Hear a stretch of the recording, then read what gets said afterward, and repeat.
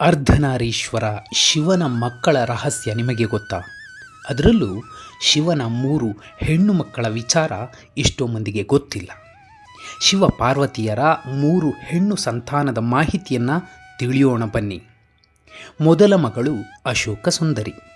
ಥೇಟ್ ಗಣೇಶನಂತೆಯೇ ತಾಯಿ ಪಾರ್ವತಿ ಸೃಷ್ಟಿಸಿದ ಹೆಣ್ಣು ಮಗುವೇ ಅಶೋಕ ಸುಂದರಿ. ತನ್ನ ಒಂಟಿತನವನ್ನು ನೀಗಿಸಿಕೊಳ್ಳಲು ಈ ಅಶೋಕ ಸುಂದರಿಯನ್ನು ತಾಯಿ ಪಾರ್ವತಿ ಸೃಷ್ಟಿಸಿದಳು ಎನ್ನುತ್ತದೆ ಪುರಾಣ. ಇಂದಿಗೂ ಗುಜರಾತ್ನ ಜಾನಪದ ಕಥನಗಳಲ್ಲಿ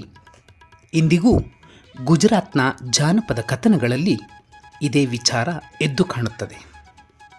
ಅಶೋಕ ಸುಂದರಿಯ ಉಲ್ಲೇಖ ಕಾಣಬಹುದು.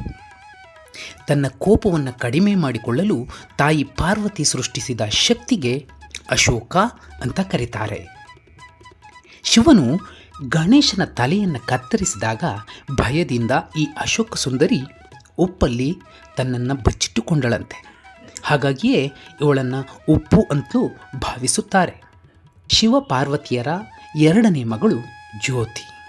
ಜ್ಯೋತಿ ಎಂದರೆ ಪಾರ್ವತಿ ದೇವಿಯ ತಲೆಯಿಂದ ಒಂದು ಕಾಂತಿ ಚಂದ್ರಶೇಖರನ ನೆತ್ತಿಯ ಮೇಲಿನ ಚಂದ್ರನಿಂದ ಉದ್ಭವಿಸಿದ್ದಳೆಂದು ಪುರಾಣ ಹೇಳುತ್ತದೆ.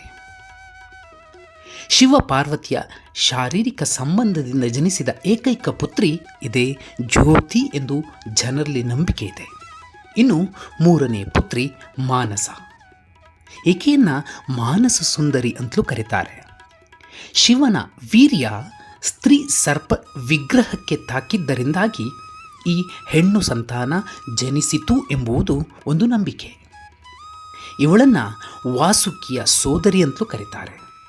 ವಾಸುಕಿ ಎಂದರೆ ಕೋಪ ಇಲ್ಲದಿರುವುದು ಅಂತ ಅರ್ಥ. ಮಾನಸ ದೇವಿಯನ್ನು ಬಹುಮುಖ್ಯವಾಗಿ ಪಶ್ಚಿಮ ಬಂಗಾಳದಲ್ಲಿ ಹೆಚ್ಚು ಪೂಜಿಸುತ್ತಾರೆ. ಬಹುಮುಖ್ಯವಾಗಿ ಮಳೆಗಾಲದಲ್ಲಿ ಹೆಚ್ಚಾಗಿ ಆರಾಧಿಸುತ್ತಾರೆ. ಹಾವು ಕಡಿತದಂತಹ ವ್ಯಾಧಿಯನ್ನು ವಾಸುಕಿ ನಿವಾರಿಸುತ್ತಾಳೆ ಎಂಬುದು ಅಲ್ಲಿನ ಜನರ ನಂಬಿಕೆ. ಹಾಗಾಗಿಯೇ ಅಶೋಕ ಸುಂದರಿ, ಚಂದ್ರಸುಂದರಿ, ಮಾನಸ ಸುಂದರಿಯರು ಸುಂದರೇಶ್ವರನ